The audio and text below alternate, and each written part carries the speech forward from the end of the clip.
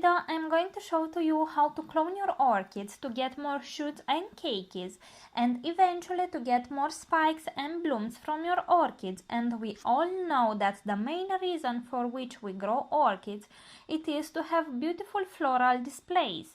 And I also wanted to have orchids in my collection with multiple blooms like the ones you see on orchid shows.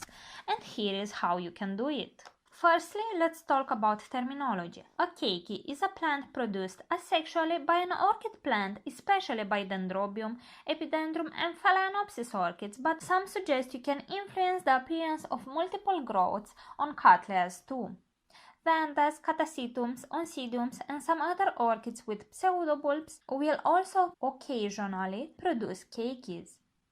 The baby plant is an exact clone of the mother plant, meaning it will have the same exact appearance as the mother plant. The blooms will have the same coloration, shape, fragrance, and even mutations as the mother plant. If the mother plant had a paloria, the keiki will inherit that too.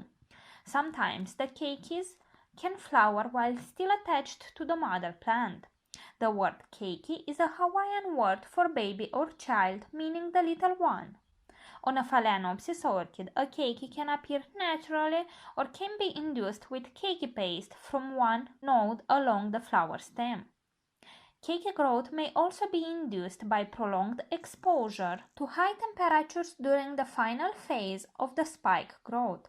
In addition to keikis, which grow on flower spikes, Phalaenopsis may occasionally produce basal keikis at the base of the orchid. Phalaenopsis are known for producing terminal spikes too. That means that the spikes has grown from the joint between the leaves and no more leaves can be produced. After finishing flowering, the orchid will produce keiki to ensure the living of its species in the future. It can produce basal keikis or even spike keikis without applying keiki paste. I like to remove the keikis when it is the time and not to leave them attached to the mother plant, as a Phalaenopsis with a terminal spike can produce more keikis if you remove the first one. The mother plant can produce up to 10 keikis before dying. The mother plant cannot survive because she cannot grow any more leaves. On a dendrobium, the keiki is typically found sprouting along the length of the cane or from the end of the cane. This is a result of the accumulation of growth hormone at that point, either naturally, either by the application of keiki paste. On some dendrobiums, a huge number of keikis that appear naturally, it is a sign of bad culture, and I refer here especially to fertilizing when the orchid needed its winter rest. The keiki can be kept attached to the plant until the roots are about 2 inches long, and then it can be removed and potted up, following the rule that I have shown to you when I have done that video about how to repot orchid seedlings.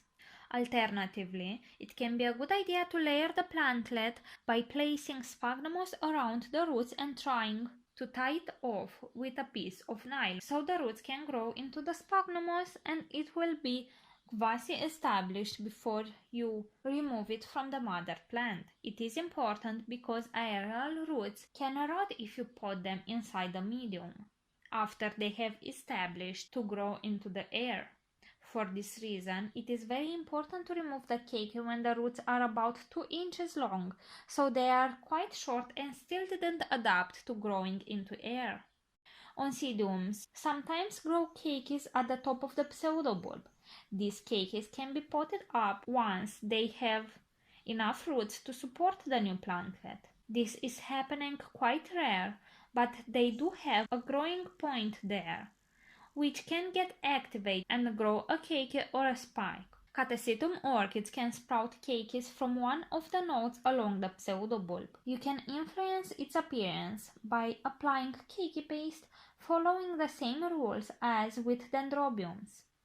Once the roots are 2 to 3 inches long, the keikis can be potted up and allowed to grow to blooming size. The keiki paste contains a cytoxinin hormone which induces growth in one of the nodes of the orchid. It should not be confused with paste or powder containing auxins which are used to induce the production of roots.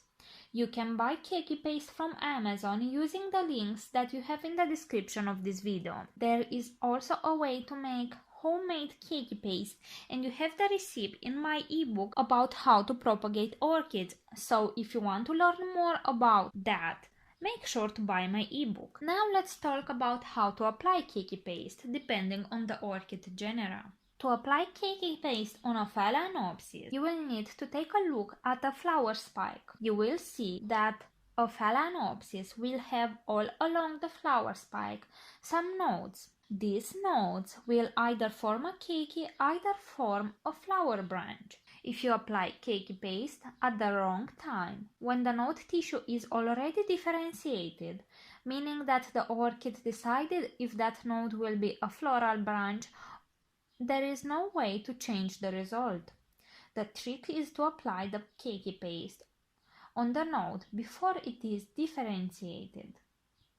However, there is no certain way to predict if an undifferentiated node will become a keiki or a flower branch. It is said that if you apply the paste closer to the tip of the spike, you are more likely to get flower branches, and if you apply it lower on the spike to the first two nodes, you are more likely to get a keiki. I believe that what makes the most difference in determining what you will get, it is the correct timing, and by this I mean that you are more likely to get a keiki if you apply it when your orchid is in active growth, when you see new leaves growing vigorously. To apply keiki paste on a Phalaenopsis spike, take a sterile, small X-Acto knife and remove the outer protective sheet of the node to expose the naked node. Take a sterile toothpick and apply a very small amount of keiki paste directly on the node. Make sure you have 2 mm around the node covered too. By exposing the node, we are ensuring that the hormones can get into the tissue and the orchid will absorb them and in consequence produce a keiki or a flower branch. The node will begin to swell in about 1 to 2 weeks. You will know for sure what you will have after about 1 month when the keikis will be differentiated and you will see 1 or 2 tiny leaves starting to grow. Now let's talk about how to apply keiki paste on dendrobiums and other sympodial orchids too. Dendrobiums, epidendrums, catasetums and other orchids have nodes all along the canes. Apply a small amount of keiki paste to one node on the opposite part of the leaf when the orchid is in active growth. It is super easy and yet it is a very rewarding process. Now let's talk about how to care for these keikis until you are able to transplant them. While the keiki is developing, keep the mother orchid warm at about 70 to 80 degrees Fahrenheit or about 21 to 26 Celsius. Water the mother orchid with reverse osmosis water or rainwater, flushing the pot with each watering. Fertilize the mother orchid accordingly to its needs. For Phalaenopsis, I use a fertilized solution of about 450 ppm and for dendrobiums about 500 ppm. I really recommend you try to use MSU fertilizer or a rain mix. They are the best on the market and they are not really that expensive.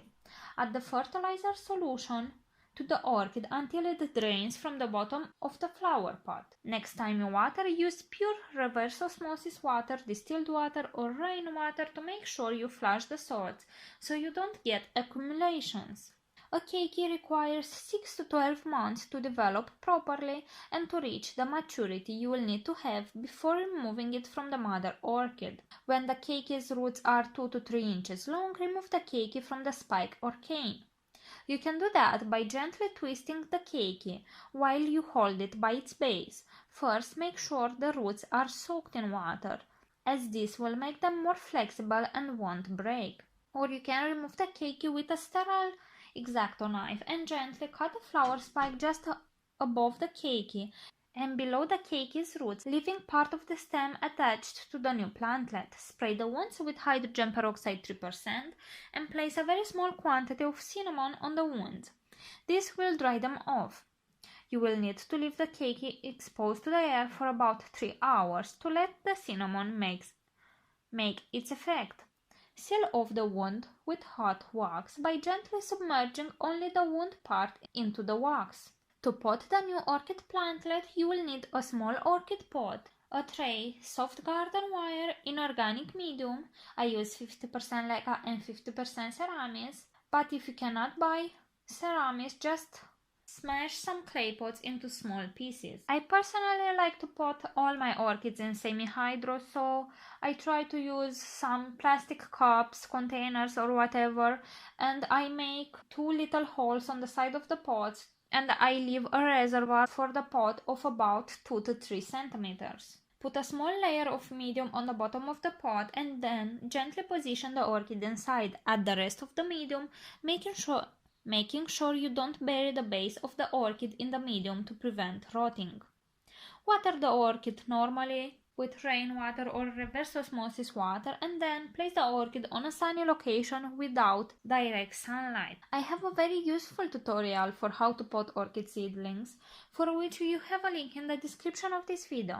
Support the new orchid with bamboo stakes or with soft wire until the roots grow into the planting medium. Do not fertilize the orchid until new growth appears. In the description of this video you also have a video for how to use soft wire to stabilize orchids inside the pot. A separated Keiki can be expected to flower in approximately the same amount of time that it would take for the cross to flower from a seedling.